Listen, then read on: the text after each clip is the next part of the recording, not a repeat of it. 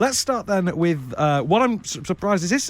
Where does this sit with the BAFTAs? It's the personal history of David Copperfield. I'm not sure it's sort of... do you know what? I think this is a lot of waffle and fodder rather than it actually accumulating any real significant award within it. Okay, so the personal history of David Copperfield is obviously based on the Charles Dickens novel, which is semi-autobiographical as well. And Dev Patel plays the lead. David Copperfield is kind of works his way from birth through life in Victorian society. I was convinced a famous soprano was practicing upstairs.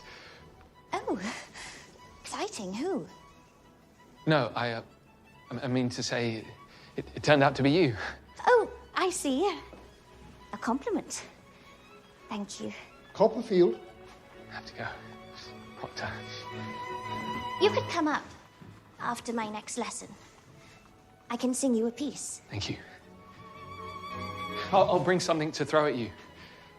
As in a bouquet of flowers. Yes.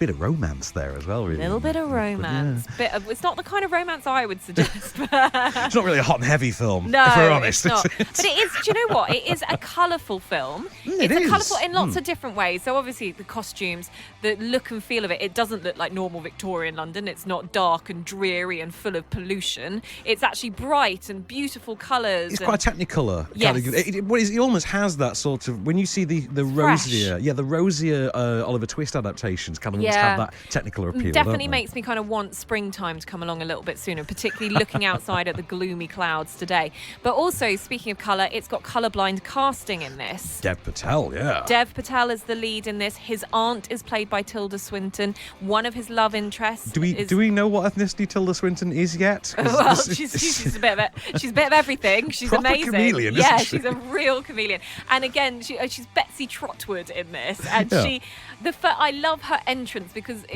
we go back to kind of David Copperfield's birth.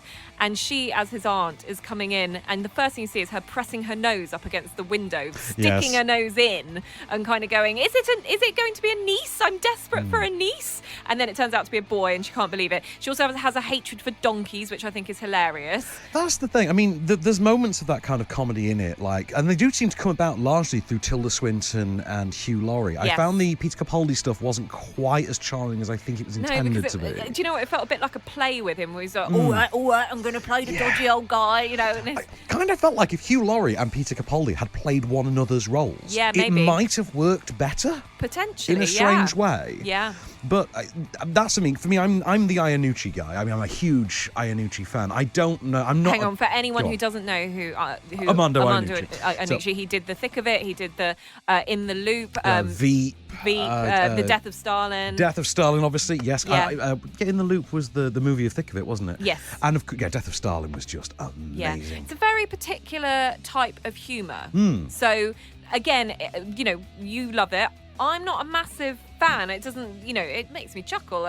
But I'm not like a fanatic about it. And I think actually this will divide the audiences. The humour is not for everyone on this. But that's the thing. I don't think this is standard Iannucci humour. There are moments like that Tilda Swinton scene when is it a niece? That feels very Iannucci. Yes. But the rest of it feels almost slavish to the adaptation element. It feels, because there's obviously it's not 600 pages being whittled down into 2 hours. I mean, hats off to Iannucci for that. That is not the easiest thing to do. No. But I think, as a fun adaptation, it's a bit of a dreary week on film. It's a nice sort of, silver lining in terms of something that's light-hearted. It is fun. If you like things like Sense and Sensibility, if you like Pride and Prejudice, those kind of movies, you're a fan of seeing, great literature turned into a lovely adaptation for the big screen, or even the little screen as well, this will be up your street. And in fact, there's a bit of a theme of that with this week's films as well, because we're seeing, adaptations coming out in the cinema. But for me, there's a lot of hype, there's a lot of waffle, there's a lot of tube posters. Do you think it's justified? That's the question. I'm not sure. I'm just not a massive fan of period films. I'm not a massive fan of period adaptations. I don't have the patience for them. And if I don't know if I've never read David Copperfield, I don't really get it. I feel like after the critical success that was The Death of Stalin, I feel like this is Iannucci very cynically saying, oh, I know what it takes to be given proper credibility now.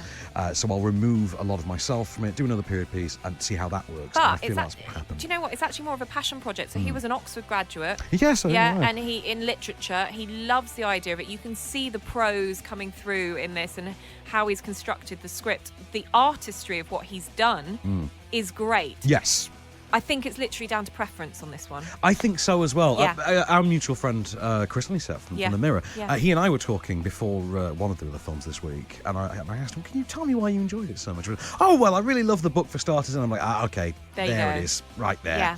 Okay, I get it now. Yeah. So if you're one of the Dickensi files, as I've been calling them, you're going to absolutely lap this up. If you are just me and you're an Armando Iannucci fan, you might feel slightly disappointed. You might feel a bit let down. There's certainly no Jason Isaacs moment in this. No. I will say that. It's one thumb up from me, purely for the filmmaking credibility of it. Yeah, I'm with you. I'm one thumb up as well. I just think I'm not a massive Iannucci fan. I'm not a massive reader of Dickensian novels. So for me, I'm going into it a little bit blind, and I wasn't sure how I was going to get through the film.